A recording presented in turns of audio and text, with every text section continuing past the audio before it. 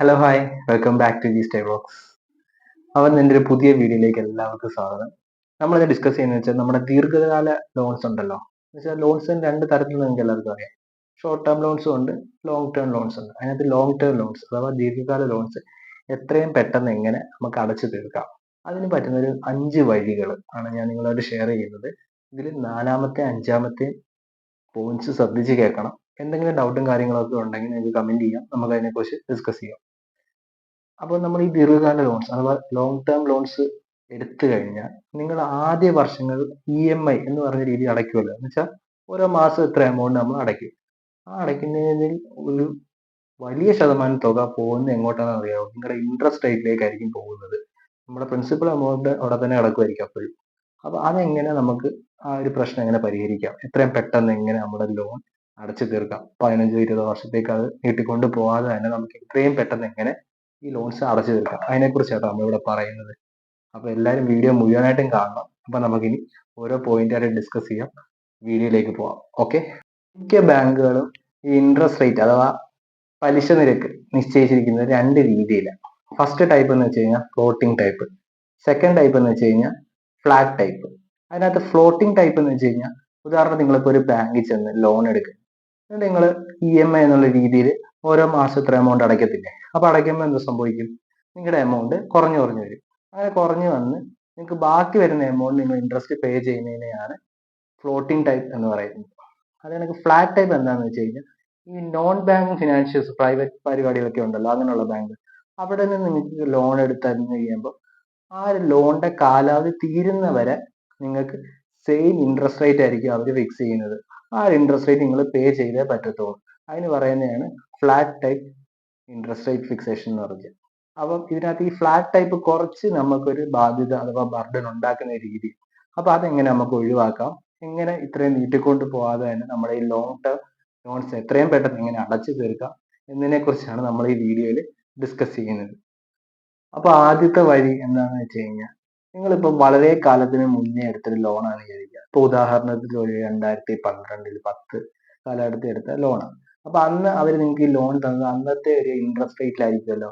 അപ്പൊ നിങ്ങൾ ഇപ്പൊ ഈ കാലഘട്ടത്തിലെ ഒരു ഇൻട്രസ്റ്റ് റേറ്റ് ആയിട്ട് നിങ്ങൾ താരതമ്യം ചെയ്ത് നോക്കുമ്പോൾ ഇപ്പോഴത്തെ ഇൻട്രസ്റ്റ് റേറ്റ് ആണ് കുറയുന്നതെങ്കിൽ നിങ്ങൾ ബാങ്കുമായിട്ട് ബന്ധപ്പെട്ട് ഇപ്പോഴത്തെ ഇൻട്രസ്റ്റ് റേറ്റിലേക്ക് നിങ്ങൾ ലോണ് മാറ്റി തരാൻ നിങ്ങൾക്ക് അഭ്യർത്ഥിക്കാം. അതിന് ചെറിയൊരു എമൗണ്ട് ബാങ്ക് ഈടാക്കുന്നുണ്ട്.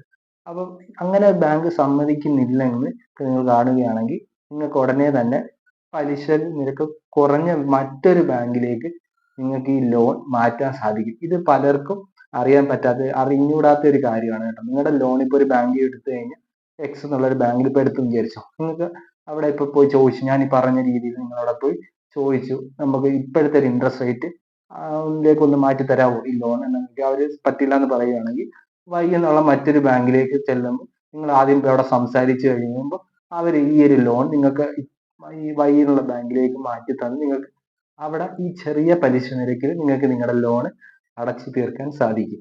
EMI കൂട്ടി അടയ്ക്കുക അഥവാ ഈ പ്രതിമാസം അടയ്ക്കുന്ന ഒരു തുക ഉണ്ടല്ലോ, അതിന്റെ എണ്ണം കൂട്ടി അടയ്ക്കുക എന്നതാണ് മറ്റൊരു വഴി എന്ന് പറയുന്നത്. എന്ന് വെച്ചാൽ നമ്മളിപ്പോൾ ഒരു വർഷത്തിൽ 12 മാസമല്ലേ, അപ്പൊ നമ്മൾ 12 തവണയായിട്ടായിരിക്കും അടച്ചുകൊണ്ടിരിക്കുന്നത്. അതൊന്നും കൂടെ ഒന്ന് കൂട്ടി ഒരു 13, 14, 15 തവണയായിട്ട് ഒരു വർഷത്തിനുള്ളിൽ അടയ്ക്കുകയാണെങ്കിൽ നിങ്ങൾക്ക് ഈ ലോങ് ടേം ലോൺസ് അടയ്ക്കുന്നത് ഇച്ചിരിയും കൂടെ ഫാസ്റ്റ് ആക്കി നിങ്ങൾക്ക് അടച്ചു തീർക്കാൻ സാധിക്കും. EMI ഇങ്ങനെ മന്ത്ലി അടച്ചു വരുമല്ലോ. അപ്പൊ EMI ഇങ്ങനെ അടച്ചു വരുമ്പോൾ നിങ്ങളുടെ കയ്യിൽ ഏതെങ്കിലും ഒരു ടൈമിൽ കുറച്ചധികം പൈസ വല്ല ചിട്ടി പിടിച്ചോ അല്ല ഒരു ജെന്യുവൻ രീതിയിൽ നിങ്ങളുടെ കയ്യിൽ കുറച്ചധികം മണി വരികയാണെങ്കിൽ അത് നിങ്ങൾ ഉടനെ തന്നെ ഈ ഒരു EMIയുടെ കൂടെ തന്നെ അടയ്ക്കാൻ ശ്രമിക്കണം. കാരണം അത് നിങ്ങളുടെ മുതലിലേക്കായിരിക്കും കണക്കാക്കപ്പെടുന്നത്. എന്ന് വെച്ചാൽ അത്രയും എമൗണ്ട് കുറയും. എന്ന് വെച്ചാൽ ഒരു നമ്മൾ അടയ്ക്കുന്ന ആ ലോണിന്റെ കാലാവധിക്ക് ഒരു 4, 5, 6 വർഷം മുമ്പ് തന്നെ നിങ്ങൾക്ക് ലോൺ കംപ്ലീറ്റ് ചെയ്യാൻ പറ്റും. പക്ഷെ പലരും ചെയ്യുന്നതെന്ന് വെച്ച് കഴിഞ്ഞാൽ ഓരോ മന്ത്ലി നിങ്ങൾക്ക് EMI അടയ്ക്കാനൊരു എമൗണ്ട് വേണമല്ലോ, അത് മാത്രം കൊണ്ട് ഇങ്ങനെ അടച്ചുകൊണ്ടിരിക്കും. അപ്പൊ എന്ത് സംഭവിക്കുന്നത്?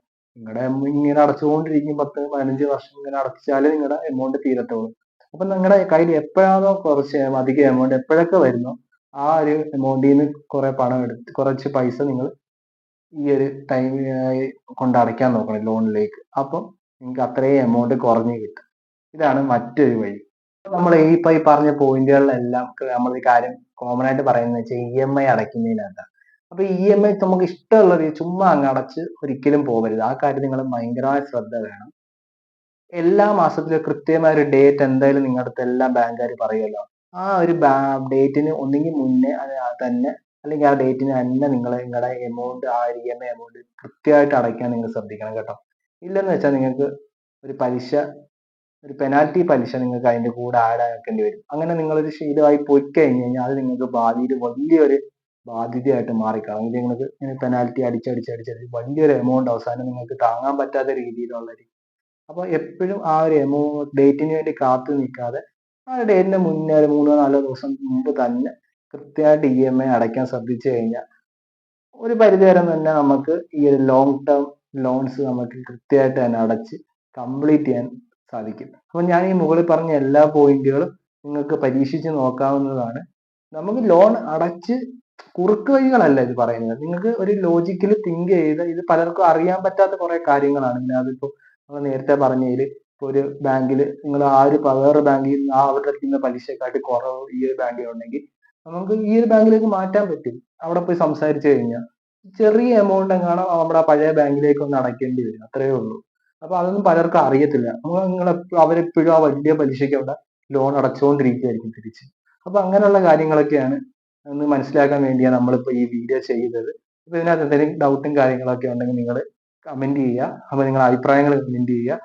അപ്പം ഈ വീഡിയോ എല്ലാവർക്കും ഇഷ്ടപ്പെട്ടെന്ന് വിചാരിക്കുന്നു. അപ്പൊ തുടർന്ന് നിങ്ങൾക്ക് ഇങ്ങനെയുള്ള കാര്യങ്ങൾ കൂടുതൽ ഇതും അല്ലാത്ത നിങ്ങൾ അറിയേണ്ട കുറെ കാര്യങ്ങളൊക്കെ ഞാൻ ഈ ചാനലിൽ പോസ്റ്റ് ചെയ്യുന്നതായിരിക്കും. അപ്പൊ നിങ്ങളുടെ വിലയേറെ അഭിപ്രായങ്ങൾ അറിയിക്കുക. അപ്പൊ എല്ലാവരും ചാനൽ സബ്സ്ക്രൈബ് ചെയ്യുക, ലൈക്ക് ചെയ്യുക. അപ്പൊ എല്ലാവർക്കും വീണ്ടും കാണാം. അപ്പൊ ഓക്കെ, ബൈ.